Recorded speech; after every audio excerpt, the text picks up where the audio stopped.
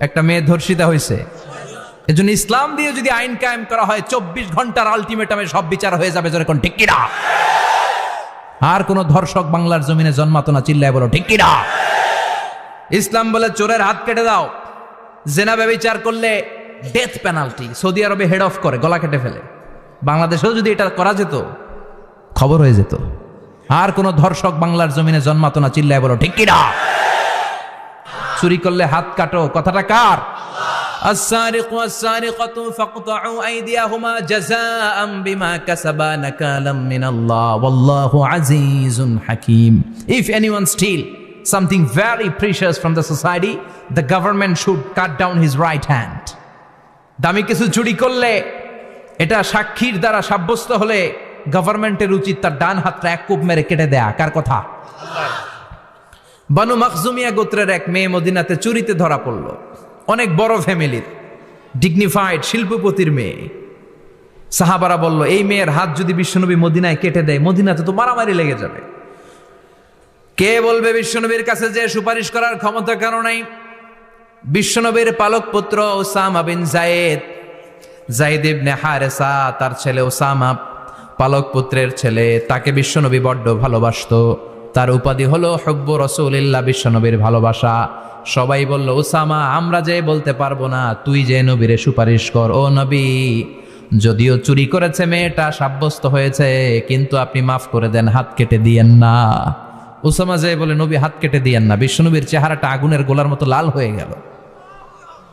বিশ্বনবী বললেন, ওসামা, এটা আল্লাহর আইন, সুপারিশ করার সাহস তোর বুকের ভিতরে দিল কে? কে দিয়েছে স্পর্ধা? লাউ আন্না ফাতিমাতা বিনতে মুহাম্মদ সারাকাত লাকাতা মুহাম্মাদুন ইয়াদাহা। এই মেয়ে তো দূরের কথা, আমার কলিজার টুকরা, নয়নের পুটুলি, জান্নাতি নারীদের সর্দারানী আমার মেয়ে ফাতেমাও যদি চুরিতে ধরা পড়ে, আমি তলোয়ারটা বের করে ফাতেমার হাত কেটে দিতে 1 সেকেন্ডও দেরি করব না। কারণ আইনটা কার? চিল্লায় বলেন কার? এজন্য বাংলাদেশের চুরি চামারি আসানা নাই, হাজার হাজার কোটি টাকা উধাও হয়ে যায়, আসানা নাই। যারাই চুরি করবে হাত কেটে দেয়া হবে। বাইতুল মুকাররমের স্কয়ারের সামনে হাত কেটে দেয়া হবে। আর প্রতিটা চ্যানেল লাইভ ব্রডকাস্ট করবে, এটা সরাসরি সম্প্রচার। আমরা সবাই দেখবো কেমনে চোরদের হাত কাটে। এই নিয়ম যদি করে দেয়, দেশে আর চোর খুঁজে পাওয়া যাবে? কথা কন। তবে এই চোর লাউ চোর, ডাইল চোর, মুরগি চোর না, যারা 1000 কোটি টাকা মেরে দেয়। এক সিগনেচারে দেশের 10,000 কোটি টাকা নাই, চিল্লায় বলো ঠিক কিনা? এই চোরদের বিচার যদি করা যেত, তাহলে এই দেশে আর দুর্নীতি থাকতো না। দুর্নীতি দমন কমিশনের দরকার হতো না।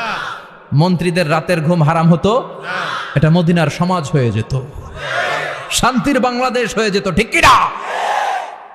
এজন্য আল্লাহ বললেন, গোলাম, এই জমিনের ভেতরে চুরি করলে হাত কেটে দিবা, জিনা ব্যভিচার করলে ডেথ পেনাল্টি, ক্যাপিটাল পানিশমেন্ট, মৃত্যুদণ্ড, সর্বোচ্চ শাস্তি, ঠিক কিনা? একটা মেয়ে ধর্ষিতা হয়েছে, তার বিচার হয়েছে না? প্রক্রিয়াধীন হচ্ছে, সবাই অ্যারেস্ট হয়েছে, হচ্ছে। এজন্য ইসলাম দিয়ে যদি আইন কায়েম করা হয়, 24 ঘন্টার আলটিমেটামে সব বিচার হয়ে যাবে, যেরকম ঠিক কিনা? ইসলাম বলে চোরের হাত কেটে দাও, জেনা ব্যভিচার করলে ডেথ পেনাল্টি। সৌদি আরবে হেড অফ করে, গলা কেটে ফেলে। বাংলাদেশেও যদি এটা করা যেত, খবর হয়ে যেত। আর কোন ধর্ষক বাংলার জমিনে জন্মাতো না, চিল্লায় বলো ঠিক কিনা? আল্লাহ বলেন, আমি মানুষকে খলিফা বানিয়েছি আমার এই হুকুম আহকামগুলো বাস্তবায়নের জন্য। সব সৃষ্টিকুলের মধ্য থেকে মানুষকে আমি বানিয়েছি আশরাফুল মাখলুকাত। আবার মানুষকে বানিয়েছি আমি আমার খলিফা। আবার মানুষের চেহারাটা আমি আল্লাহ সব চাইতে সুন্দর করে তৈরি করেছি। সুবহানাল্লাহ। লাকাদ খালাকনাল ইনসানা ফি আহসানি তাকওয়িম। আমি মানুষের চেহারাটা সব চাইতে চমৎকার অবয়ব দিয়ে তৈরি করেছি রে গোলাম। সুবহানাল্লাহ। পৃথিবীতে যত প্রাণী আছে, সব সৃষ্টির মধ্য থেকে আমাদের সৃষ্টিটা সুন্দর না? আপনি হিউম্যান অ্যানাটমি নিয়ে যদি গবেষণা করেন, কেমনে আল্লাহ আমাদের এখানে হার্ট দিলেন, লাঞ্চ দিলেন, হ্যাঁ, তারপরে 206টা হাড্ডি দিলেন। হাড্ডিগুলো আবার ব্যান্ড করা যায়, দেখছেন? বাঁকা করা যায় না? এটা বাঁকা করা যায়। বাঁকা না করলে আপনি খাইতে পারতেন? ক্রিকেট যারা খেলো, পেস বল করতে পারতা? স্পিন বল, হ্যাঁ, অফ স্পিন, লেগ স্পিন, কয় হুজুরও জানে কেমনে রে, তোর থেকে শিখছি বেটা। তো এই যে ছেলেপেলারা এরকম অফ স্পিন করে, লেগ স্পিন করে, এগুলো হচ্ছে আল্লাহর দেয়া কারিশমা। হাত ঘুরানো যায়। আল্লাহ যদি এটাকে এরকম ব্যান্ড করার সুযোগ না দিতেন, করতে পারতাম? আবার এইখানেও বাঁকা করার সুযোগ আছে না নাই? এইখানেও আছে না নাই? আবার এইখানেও আছে না নাই? কত কাজ। বাজার করে যখন বাজারের ব্যাগ যখন নিয়ে আসেন, কোথায় ধরে রাখেন? আঙ্গুলে ধরে রাখতে হয়। ক্যারাম যখন খেলো, কি দিয়ে টোকা মারো? সুবহানাল্লাহ কয় না পোলাপান? আহা, কত খেলার সিস্টেম আল্লাহ দিলেন। আবার ক্রিকেটের মধ্যে 2 আঙ্গুল তুললে কি? ওই যে সব মুখস্থ। আবার 1 আঙ্গুল তুললে কি? দেখছেন ঘটনা? আউট। কত কাজ এই আঙ্গুল দিয়ে।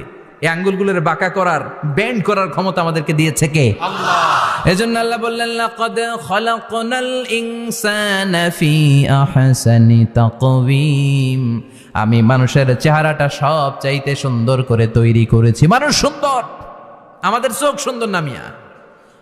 আমাদের চোখও যদি সুন্দর হতো তাইলে আমরা বুঝতাম মানুষগুলো কত সুন্দর। আমরা মনে করি ধলা হইলেই সুন্দর।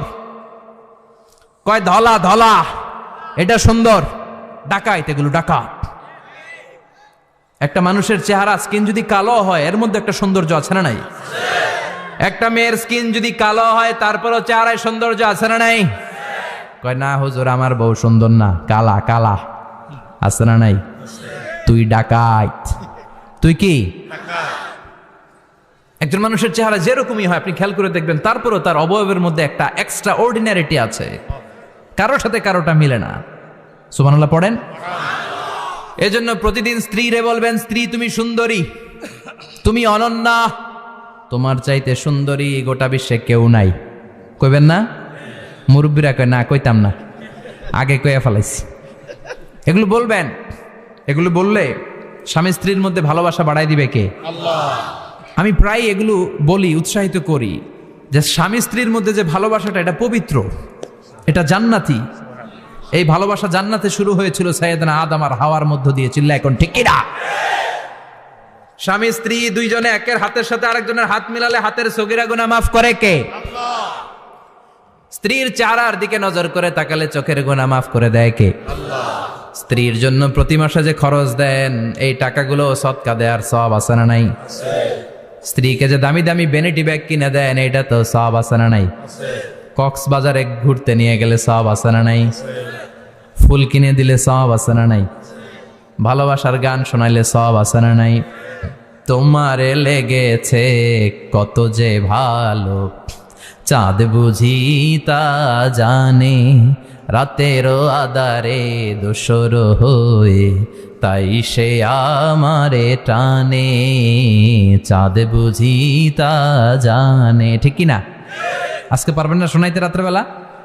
পারবেন? পারবেন? পোলাপাইনরা কয় পারবো। তো কত বেটা বিয়েই হয় নাই, বিয়ার পরে শোনাইস। তো এই ভালোবাসার গানগুলো শোনালে নিজেদের মধ্যে একটা ইন্টিমেসি তৈরি হয়। বিশ্বনবী এরকম স্ত্রীর সাথে খুনসুটি করতেন, ভালোবাসা করতেন।